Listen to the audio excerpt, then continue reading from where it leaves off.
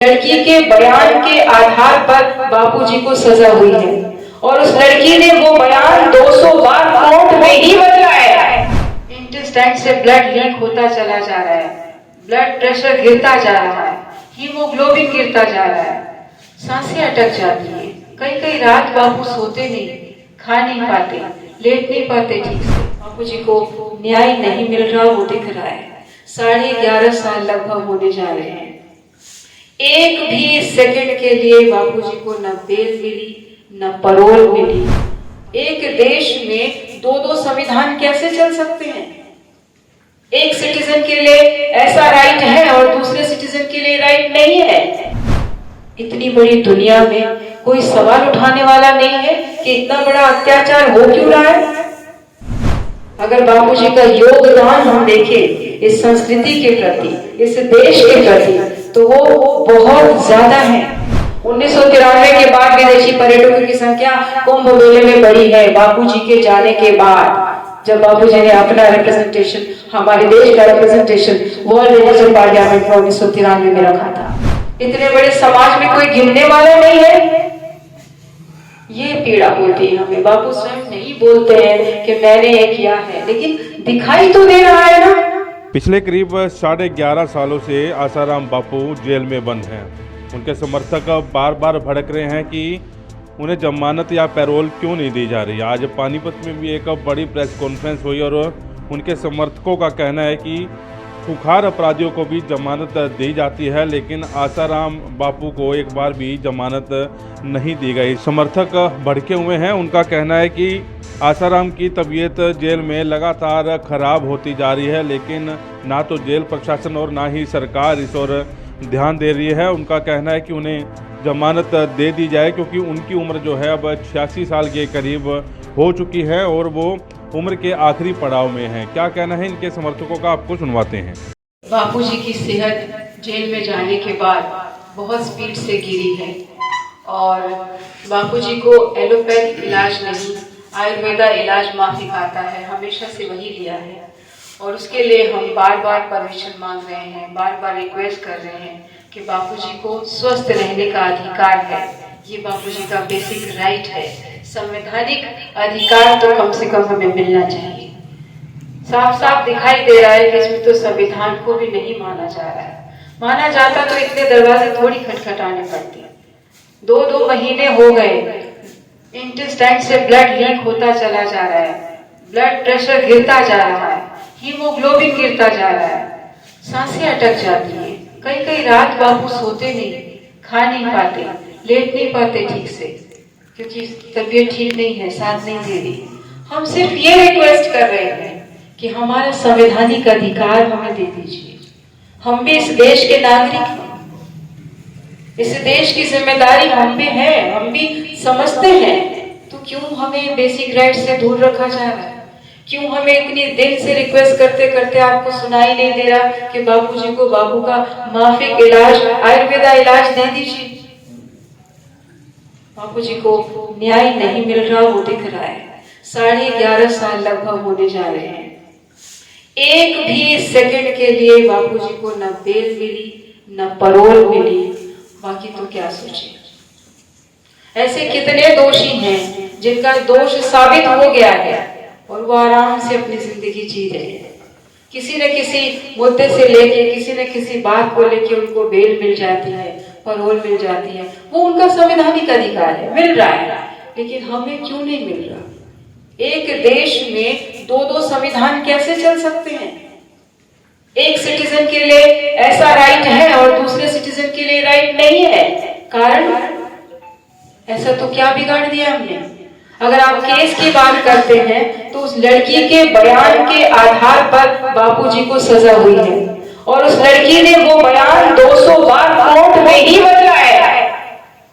इतनी बड़ी दुनिया में कोई सवाल उठाने वाला नहीं है कि इतना बड़ा अत्याचार हो क्यों रहा है। इसलिए हो रहा है क्योंकि हम चुप हैं, होने दिया जा रहा है। अगर बापूजी का योगदान हम देखें इस संस्कृति के प्रति, इस देश के प्रति, तो वो बहुत ज्यादा है। 1893 में भारतीय संस्कृति का रिप्रेजेंटेशन करने के लिए शिकागो में वर्ल्ड रिलीजियस पार्लियामेंट हुई थी, जो कि हमेशा होती है। उसमें भारतीय संस्कृति का रिप्रेजेंटेशन स्वामी विवेकानंद जी ने किया था। 3 मिनट मिलते हैं वहां बोलने के लिए, और स्वामी विवेकानंद जी ने 23 मिनट के आसपास अपना वक्तव्य रखा था। भारत की संस्कृति का परचम इतना अच्छा लहराया कि लोगों के कान खड़े हो गए कि भाई देश में, धरती में भारत नाम की एक संस्कृति, भारतीय संस्कृति भी कोई है। और संस्कृति को समझने के लिए लोग जिज्ञासु हो गए। उनके 100 साल बाद सन 1993 में वर्ल्ड रिलीजियस पार्लियामेंट में भारतीय संस्कृति का रिप्रेजेंटेशन करने के लिए संत श्री आशाराम जी बापू को भेजा गया था। कुछ तो कारण रहा होगा।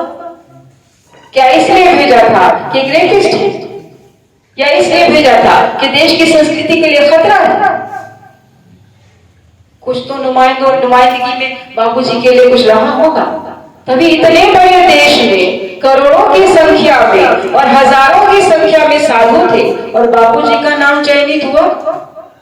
और बापूजी को भी 3 ही मिनट मिले थे, लेकिन जब बापूजी ने भारतीय संस्कृति का परचम लहराया तो बापूजी आधे घंटे से ज्यादा बोले, और पिन ड्रॉप साइलेंस था वहां, सब सुनते रहे। और उसके बाद विदेशी पर्यटक हमारे देश की संस्कृति जानने के लिए कुंभ के मेले में भीड़ के रूप में नजर आने लगे। उसके पहले आप देख लो नहीं नजर आएंगे।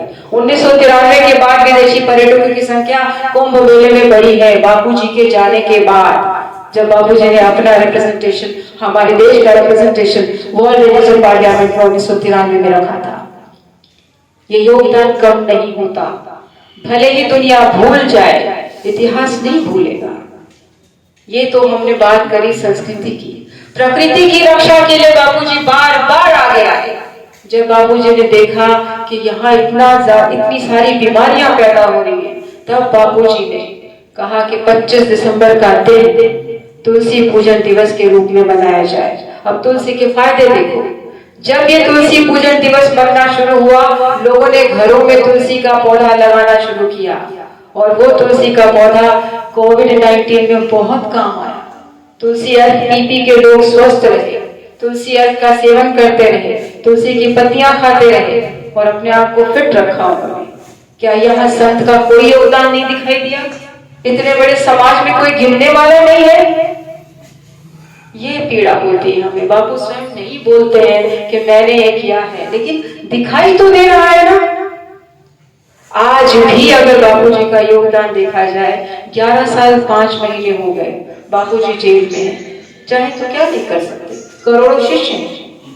लेकिन शांति प्रिय हम अपनी बात कह रहे हैं, शांति प्रिय कह रहे हैं कि शायद इस धरती पर, इस दुनिया में, इस देश में कोई ना कोई बिरला होगा जो संत के संतत्व को समझ करके आगे आ सकता है। हमारी पीड़ा यही है कि हमें न्याय मिलना चाहिए।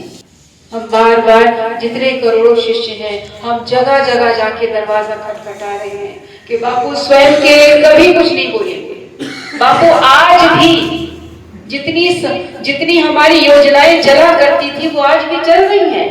भजन करो भोजन करो एक योजना कई साल पहले बापूजी ने शुरू करवाई थी।